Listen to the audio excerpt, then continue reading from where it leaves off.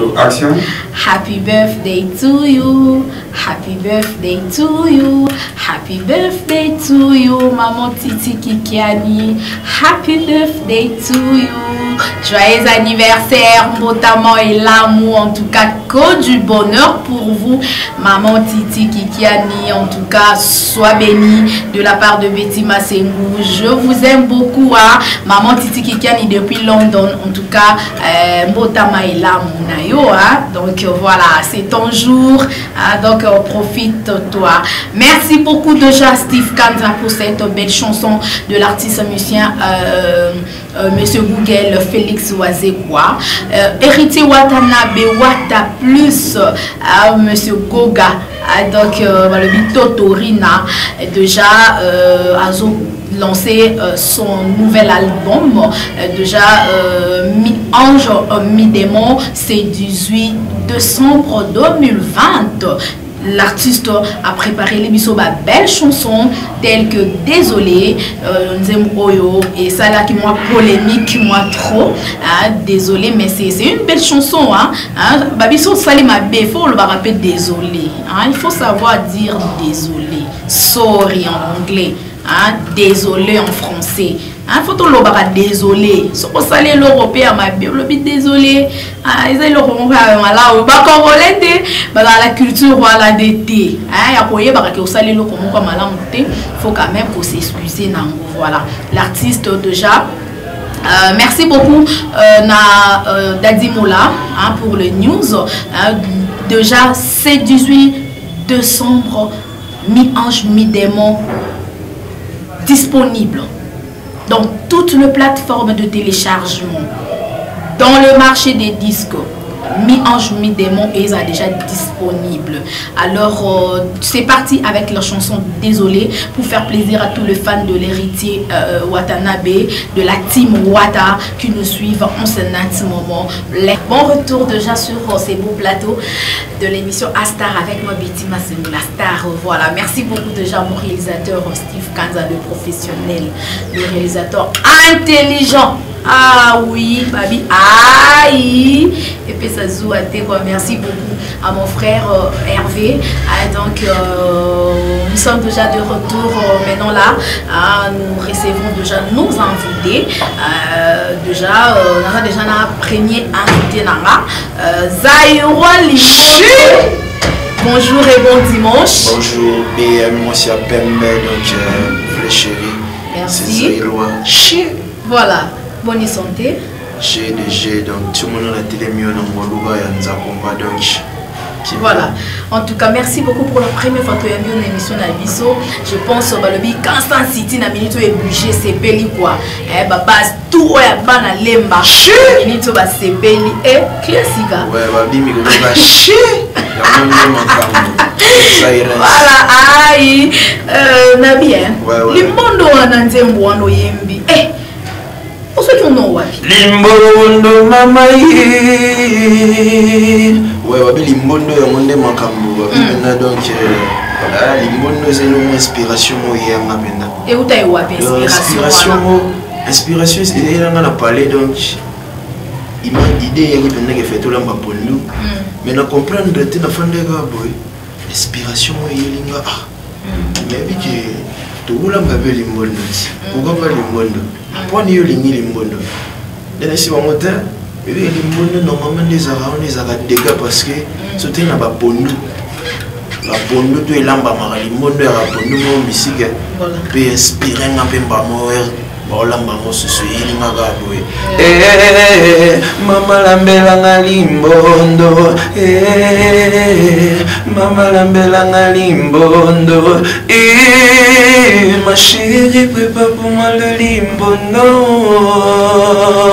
nalia na fiba misapi limbondo chupa limbondo limbondo mama ye chupilipili bele limbo mwamungo mukie bakisa bicarbonate yesanga repa ya bolingo mao shit. Voilà, en tout cas, merci beaucoup Zaïroa. Je me reviens pour la fin de Bazo dans la Bisso. je vous propose de suivre cette chanson, cette très belle chanson Limbondo avec l'artiste musicien Zaïrois Limbondo. Vraiment, balobi et c'est Pelissa, fan tout ya Betty Masengu, bazolanda biso en ce moment. C'est Idi Benesha Madame Bakadi là, d'élite. Donc c'est Pelissa Gilit, na staff ya Moro, na quoi la source wana. Donc merci beaucoup, c'est parti.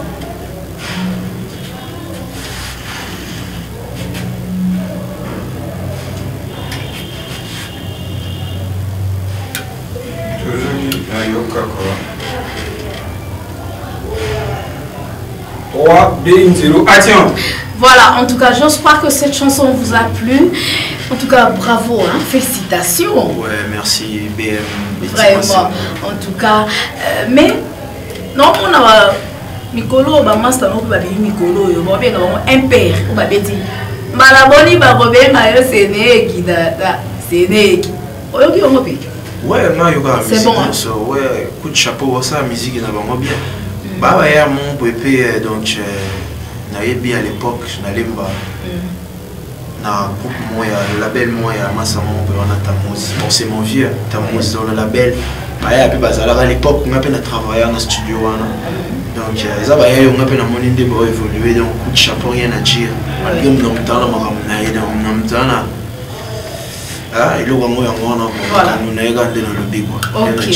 voilà, ok, en tout cas merci beaucoup. Mais tant qu'on continue à monter la musique, je pense Zaïrois Limbondo et ça mon ami Liboso Oyo Boti. Bon, normalement la rôle que moi Liboso on enregistré d'abord, mais où ils appellent un premier bon rôle là, na chip une énergie dans ma corps, à mon esprit. Yes. Comprendre enregistrer Ngamoko. Tournage clip, Ngamoko, danseuse, réalisateur et promotion. Toujours Ngamoko, le mot pendé, donc chez le mot pendé c'est donné à fond, vous comprenez. Donc tout le monde un peu bon. Voilà. Public et le minimi. Bon, concernant bon, donc il y a thème donc il y a le mot pendé concernant bon les langues mabé. Donc malgré promotion dans mon nom et combien on va décrire mon petit clip déjà touché à moi dans quelques chaînes. Déjà donc mais bon consommant les amis musique fort bon vous avez un manager bon la mixo producteur mais mixo bena il faut perso donc il faut perso mais bah on va lui soutenir ouais là on a là bas soutien donc de partout donc de la part des Zaïrois du Wokanjo donc non c'est ngabino bena donc maman non ça la moza il faut perso non ça la ngamo dès le début donc enregistrement clip tout promo mais nous en a poussé bena donc bateau il y a bonne volonté va soutenir baza na raté hein baza na mambo elle voit la joie de pichu la ligne nationale na carte France ouais Noël Kikiani na carte à London on a maman Milinzemba chez ya mwana donc bango on a surtout batomi qui les peut ce soir donc tous les labins faut bocha biso maboko et en a kin bao nyonso bana poso promouvoir l'artiste dans Zaïrois Azawana donc un numéro de contact ouais un numéro de contact c'est le 084 0800 389 na bandeli susu 084 0800 389 sur Facebook page langa officielle Zaïrois Diowokanjo. Instagram Zaïrois Diowokanjo. Donc c'est un peu ça. Mais pourquoi mes petits comme Zaïrois? Ouais Zaïrois bah tu me sais pas bouler pas parler va polémiquer sur polémiquer surtout ça Mobutu déjà kufa na ekala déjà. Mais la différence c'est que nous avons Congolais, c'est toujours le même pays. Mais nous avons Zaïrois. Il faut me dire pourquoi nous avons Zaïrois. Pourquoi tu Zaïrois parce que Zaïre est aussi dans le Monzadi. Monzadi est un fleuve. Vous comprenez? Ouais, fleuve est un maïmon, est un valeur rebelle. Vous comprenez? Un poisson, un génie. On prend ma valeur et belé on a valeur et belé mais la musique on a la couleur et belé on a tout un univers dans le même par rapport il y a rien à voir rien à voir c'est pas ça mais c'est pourquoi il y a une caméra tandis que master nous sommes là ma camionnette à bolingo ma camionnette à mboka bon, on a trop na Damas, c'est qu'on est là on est fort Steve Gaza allez là bon t'as pas Damas à terre mais toi aller à nae mais moi tu n'as mis limbondo dans l'ingue pena bima unique ok on comprend ba misuba ba love ba misuba equity et on comprend misuba ba chérie si materi ni mais la fatalité faut la bima unique na maman mo pourquoi ba tout ba ka disara equity ba ka disara love mais faut se modérer obi la clip voilà bon la clip ou la foufou ouais contacter la vie ok c'est nous on fait tout ça on vient de tout fait tout la mélange à solo la vie mais par rapport à la possibilité de solo la vie et non emploi du temps on a tout solo normalement emploi du temps on a compliqué car à un moment il y a un clip tout ça petit mot de tout aller te biter le roi t'aura dévié photo qui t'allait venant moi à 6 ans t'as joué mon petit mot à l'Limon de moi à 6 ans et ça m'a gambo donc jour à moi il y a bien musique plein tournage je viens à Cameroun fort et moi on malgré que tu as pesa bena mamso la même qui pour un petit moi qui a ça donc pesa marampena mamso au s'attendre à la moyenne et bimi boype et puis chic voilà en tout cas aïe et c'est Pelissa Valobi champion Kaembe na Kenya Meska Vaigo na kata Kenya Charlie Jogé Dia Chalère ma fan na matu à Kenya en tout cas c'est pour votre plaisir ces morceaux donc chanté par Zaïroa c'est Pelissa va nous voir la version dimanche aller le photo mais ma bango ka bobo bilingue dimanche avec Betty Masemuna Asta Rezala ka boy et donc voilà tokena Zaïroa Limbondo bête le bango live à plateau penza Limbondo Magelinda ndete na leli mama lambelanga limbondo mama lambelanga limbondo ma chérie papa pour moi le limbondo nalia na fiba misapi limbondo chupa limbondo limbondo mama chupili pili bele moi muke bakisa bicarbonate lisanga repa ya boningo mao naliaka na petit kaka soki yo moko lambie po yo nde oyebi plat préféré na ngai petit nakomi na nzala ya katura plan d'amour ensemble bon appétit chérie bon appétit yo Kinshasa braza ebale kabola ndenge bolingo nange kabwanaki lokola mbonge kabolaka pirogere na baparti mibale nandimi kolia zakala pone lenge limbondo nandimi babenganga Mario pone lenge limbondo mama lambelanga limbondo mama lambelanga limbondo ma chérie bébé pour me limbondo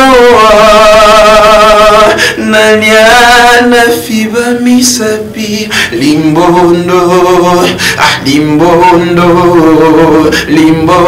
mama ye bili munge magisa bicarbonate lisanga repa ya bolingo mao des hommes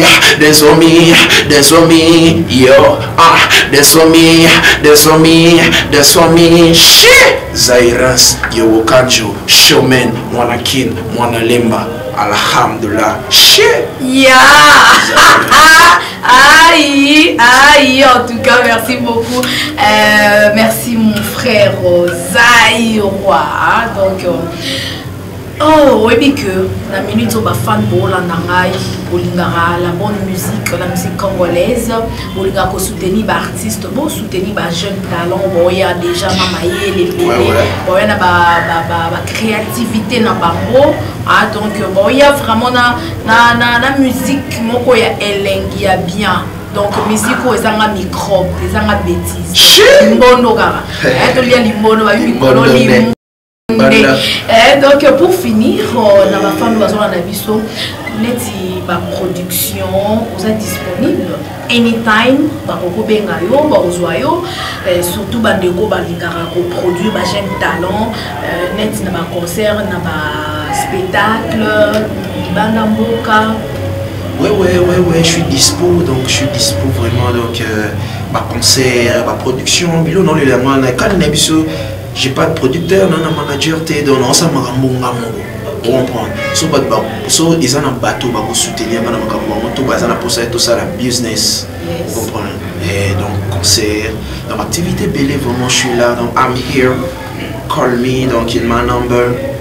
Et ça moi bien banimé avec Silence du vocal je m'en acquitte. Mais musique au pays moto pas moto. Mais ma vie me tape moto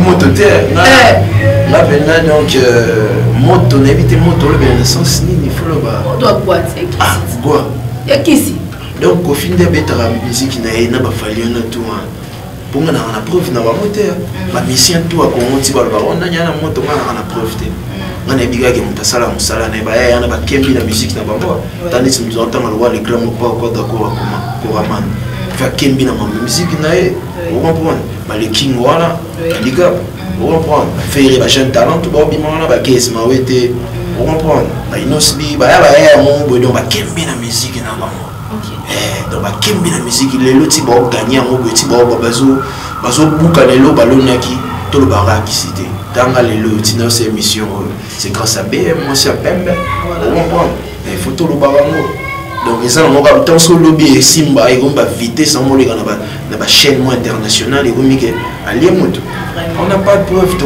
confirmer makambo on a été donc ma moto na cha on a tout na boula même pas parce que tu as preuve de c'est ça un peu. Voilà, en tout cas, merci beaucoup, c'est bien répondu, Zaïd Roy. Alors, pour finir, ma femme de Bazolandayo, un dernier message au moment où on a dimanche à Lilo. Bon, un dernier message, ils ont que tout consommer limbondo dans limbondo pendant décembre, wabi à monde magambo izoyara malembe mais lentement et sûrement ils ont commandé s'imposer donc merci Gaga, big dédicace à Jomelo, Melchi le métier noir, donc on va soutenir Chris, donc on a besoin de Bachar pour Kansas City, donc Lemba, donc vous soutenir artiste de Bino Zaïroa de Wokanjo et Wabi, décembre Makambo, donc vous s'abonner sur Zaïroa de Wokanjo TV. Chier! Voilà, en tout cas, au Bangladesh.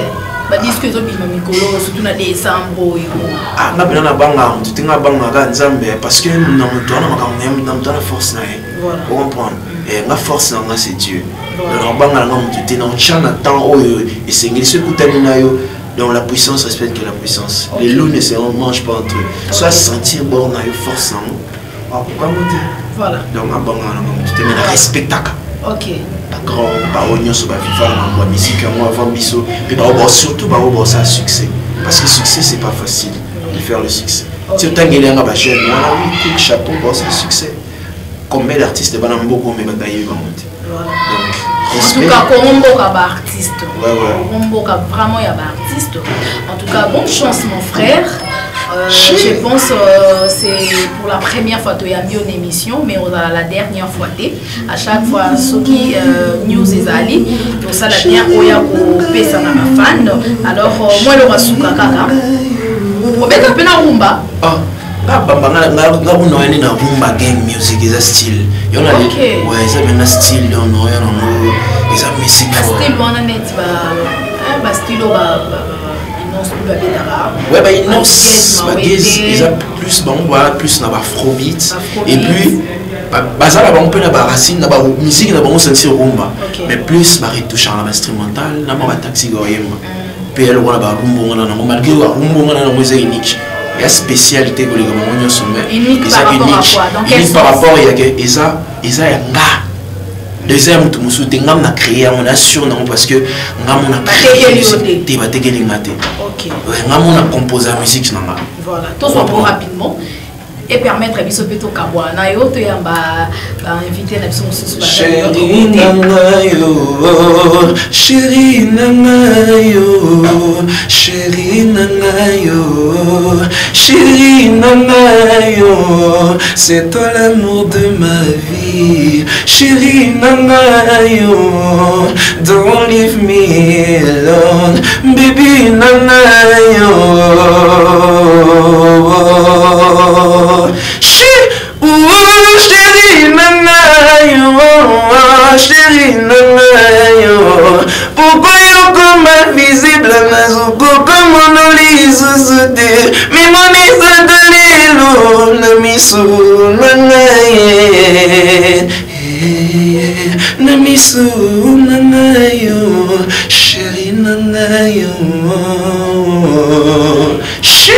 Abel Dachour, y'a Sonia Pimbe, mon vieux Rick Mandala, y'a Maria Piron, le grand Mopao, y'a Meralia, Betty Massengo, y'a V. Adolphe, chez Silence. Vraiment, merci beaucoup. Ah, mais on voit qu'il vient de Betty Massengo, y'a V. Voilà l'inspiration.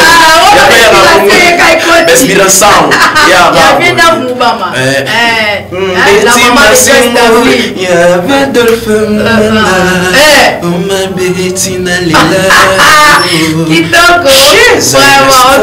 Il faut que ça amène un chien. Tu as créé un aïe.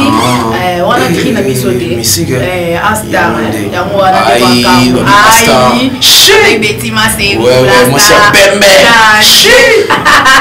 Merci beaucoup en tout cas mon frère, c'était un réel plaisir de vous recevoir dans cette émission. Bonne chance. Donc call him. Vous disponible anytime. Pour bien un numéro à PC on a vraiment vous soutenir rien.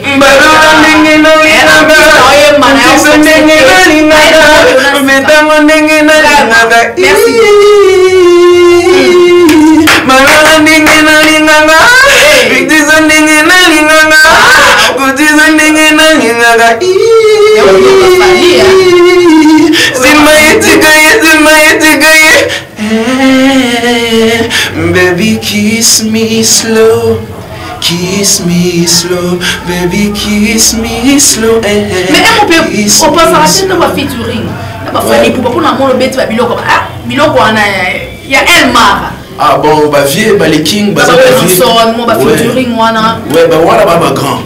Ouais, on tellement bah grand donc. Voilà. Pour toi approcher surtout ça. Le roi va falloir parmi les idoles ou la musique je n'ai belle mélodie la composée à grâce le roi va faire rigoler la grâce va voir dans puissance on va chaud le roi de la forêt on comprend voilà en tout cas on a bien featuring P donc merci beaucoup pour notre dimanche à l'élo écoutez je pense les dimanches prochains merci retournant du côté de la régie cette fois-ci je vous propose un élément déjà pour faire plaisir à tous les téléspectateurs qui nous suivent en ce net moment. Question pour nous de faire entrer d'autres invités qui sont déjà dans nos murs. Par contre, déjà dans le plateau, il y a Astar à l'élo, dimanche à l'élo. L'invité principal de cette émission, c'est l'artiste musicien Bobby Ronaldinho. Il est notre invité de la rubrique star du moment. Lobby m'a sauvé de la maison mère. Maman est l'héroïne dans l'émission à l'élo. Rapidement. Chapeau. T'as commencé un artiste de côté dans le plateau. Voilà. La PCA va monter dans l'artiste. Morgan, Azawa, tout ça fait na Marco. Ouais. Voilà. Marco, donc.